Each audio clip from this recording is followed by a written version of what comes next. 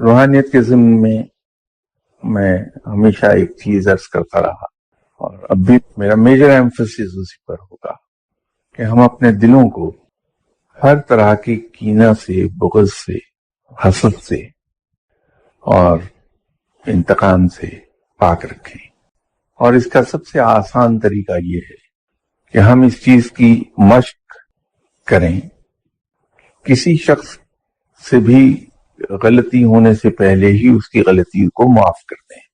یہ در حقیقت اس چیز کی مشق ہوگی کہ کوئی شخص ہمیں نقصان دیتا ہے، ہمیں بدنام کرتا ہے، تہمتیں لگاتا ہے، ہماری جڑیں کاٹتا ہے، ہمیں نقصان دیتا ہے، تو ہمیں برا نہیں لگے گا. ہم دھیرے سے مسکرائیں گے اور بات ختم ہو جائے گی. تو جب برا ہی نہیں لگے گا تو دل میں کیا بیٹھنے کوئی بات.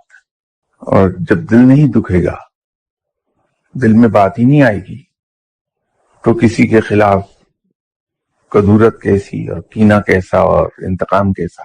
بالکل اسی طرح جیسے آپ اپنے بیٹے کو کسی بری بات سے منع کرنے کے لیے بعض اوقات اونچی آواز میں بول دیتے ہیں.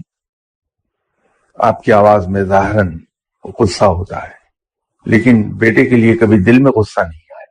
وہ اسی لمحے ختم ہو گیا جو ہی ہم نے کچھ کہا.